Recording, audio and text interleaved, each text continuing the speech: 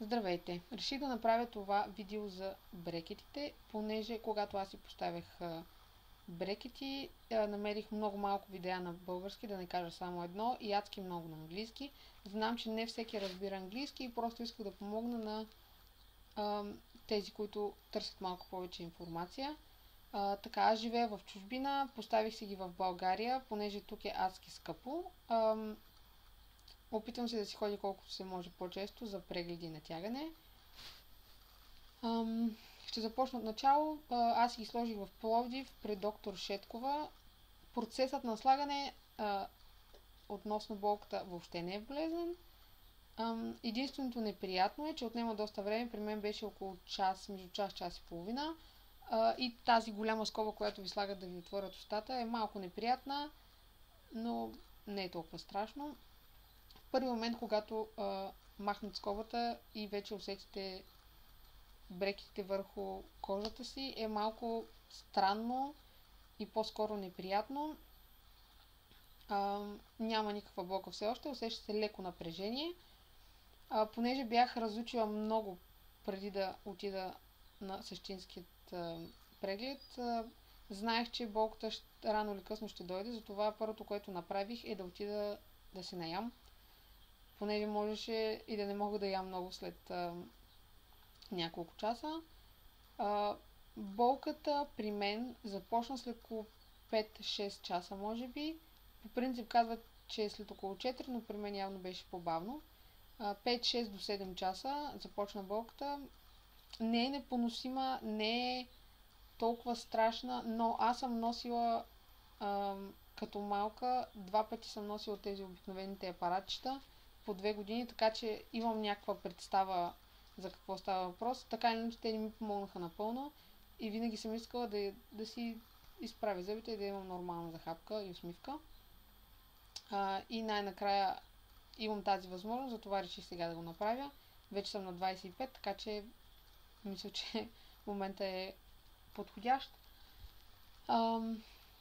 Вечерта преди да заспя, понеже болката става доста неприятна. Не казвам, че е убийствена, това съвсем не трябва да ви отказва. Резултатът почва да се вижда доста скоро. Преди да отида да спя, взех един норофен, просто за всеки случай, за да не се притеснявам, да мога да спя спокойно и да не се буди през нощта. Така, болката продължи около, по принцип казва, че една седмица. При мен не беше една седмица, доста по-дълго беше. Към 2-3 седмици. Другото, което съпровожда болката, е това, че все още не сте свикнали да се храните с тях. И се опитвате да ги предпазите максимално много. Това с времето отшумява, почвате да свиквате, няма абсолютно никакъв проблем. Почвате да си ядете абсолютно всичко нормално.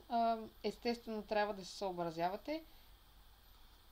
Откакто аз поставих моите, минаха 2 месеца, все още не мога да ям, например, сандвич съвсем нормално, не мога да го ръфам както искам, трябва да съм много внимателна, защото болката не отшумява напълно, може би никога, докато висуват брекетите. В началото, първите 3-4-5 дни, общо взето трябва да ядете колкото се може по-меки неща. Може би единствената положителна страна е, че свалих 3 кг за една седмица, защото просто не можех да ям. Аз ям доста. Обичам да ям много сладко и така нататък. Ядех варени картофи, повече течности, меки плодове, общо взето каквото можех. И най-удобното място за дъвчене е най-отзад, понеже брекетите не са захванати за последните зъби. И там няма напрежение, няма болка. Като излезнах от кабинета, докторката ми даде един ето такъв комплект с всякакви джунджурийки вътре. Общо взето пълна реклама. Повечето от тях не е използваеми, бих казала. Най-полезното нещо, което аз използвах най-много, са тези малки като пластилинчета. Те се използват за да предпазят раздразнението на кожата вътре в устата, защото тези малки звездички, някои от тях имат малки кукички, леко по-остри страни и части и могат да бъдат много дразнещи. В зависимост от изкривяването на зъбите могат да бъдат много близо до кожата, могат и да не бъдат. Не при всеки е така. Мисля си, че при повечето хора ще има известно раздразнение. Как се използват те? Вади се една такава лентичка. Отчупва се много малка част. Ето така. И обикновено, ако е топла, е най-хубаво, защото е по-мека, иначе на студено се твърдява. Ето така, мачка се и се слага, в зависимост къде ви дразни, къде ви дере, се слага върху звездичката и се натиска непрекалено силно. Идеята е да е колкото се може по-плоско, защото като я сложите, може така да притиснете с самата буза и тя оляга по цялото място. Адски много помага, защото имах няколко места, на които доста ме болеше, като дупчици ми бяха станали отвътре на бузата и това много помага. След като го носите няколко часа и като го махнете, вече болката няма. Явно самата кожа свиква и загрубява, мога да кажа. Другото, което имаше в комплекта, е това часовниче. Казва, че не трябва да си миете зъбите за по-малко от това време. Това на мен въобще не ми помогна, защото аз си го миех, може би 3 пъти трябва да го обърна, за да си измия зъбите. Отнемаше ми доста време и все още ми отнема доста време. Другото нещо е това малко огледалце, може да гледате вътре, ако нещо ви интересува, ако нещо ви е интересно, пак безполезно за мен. Четка мека, не от най-качествените. За първо време може да я използвате, но ви съветвам да си намерите хубава четка, мека. Повтарям мека, защото твърдите са адски неудобни. Накрая има едно такова нещо, за да си чистите между зъбите. Също е доста едро, не го използвам. Четката я използвах много малко след като ми ги сложиха. Другото нещо е този конец за зъби, също недобър. Общо взето това са рекламни трикчета. Ето конецът. Не го харесах, защото има много малки нищици, които се закачат между зъбите на звездичките и така нататък. Не е удобен. Което аз намерих много полезно за мен. Не знам дали тези продукти, които сега ще ви покажа, ги има в България. Надявам се. Ако не, надявам се да намерите нещо или нещо поне, което е близко до тях. Този конец за зъби е най-евтиният възможен конец за зъби, който намерих. Ето го вътре. Конецът е, бих казала, груб, но най-хубавото е, че няма малки нишки, няма нищо, което да се закача по зъбите, между зъбите, по звездичките и така нататък. Твърд е, другото, което е удобно, така че може да си го мъжкате така между зъбите. Дадоха ми също още едно нещо, ми дадоха водачи за конецът, но забравих да ги взема, няма значение, които са като едни малки кукички. Първо ги мушкате между зъбите заедно с конецът.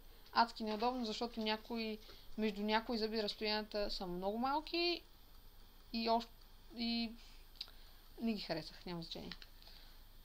На някои хора може да помогнат, може да са полезни, специално аз не ги харесах. Така, вместо тази малка четчица на края на голямата четка, аз препоръчвам да се използват ето тези четчици. Това е кутийката. По принцип има адски много видове, така че няма значение дали същите или не. Това са 6 мм. Аз какво мога да препоръчам? За мен тези са малко малки. Следващия път, когато ходя да си ги купувам, когато ги изхъбя, ще си вземам по-голям размер, защото колкото са по-малки, толкова е по-мека лентичката вътре, която ги държи и се огъва и не е много удобно, но вършат доста добра работа. Скоро намерих ето тази четка, която е уникална, много мека, много приятна. Wisdom е производителя, не знам дали ги има в България. Пак казвам, най-добре, възможно най-меката четка с тънки косъмчета. Мисля, че това е най-полезното, защото хем може така да ги търкате, хем може да бъркате между дупчиците, отвътре. Най-важното, което не трябва да забравяте, защото когато си сложиш брекети, човек се фокусира само върху тях, не трябва да забравяте да търкате всичките си зъби отвътре, отдолу и отвън. Не да се фокусирате само на брекетите, защото с брекети зъбите се развалят доста по-лесно. Другото, което е след всяко ядене, ако имате възможност, не винаги ги мия, защото не винаги имам възможност, не винаги е удобно. След всяко ядене само с вода, не е нужно да си слага паста, защото пастата малко или много има химикали в нея, не е нужно да си тормозите зъбите всеки път. Само с вода, леко натъркване, от всякъде да падне, ако има остатъчна храна, между зъбите, ако има нещо и така нататък. Така, мисля, че това е всичко, за което се сещам. Ако имате някакви въпроси, ще съм повече щастлива да отговоря. И да, благодаря ви.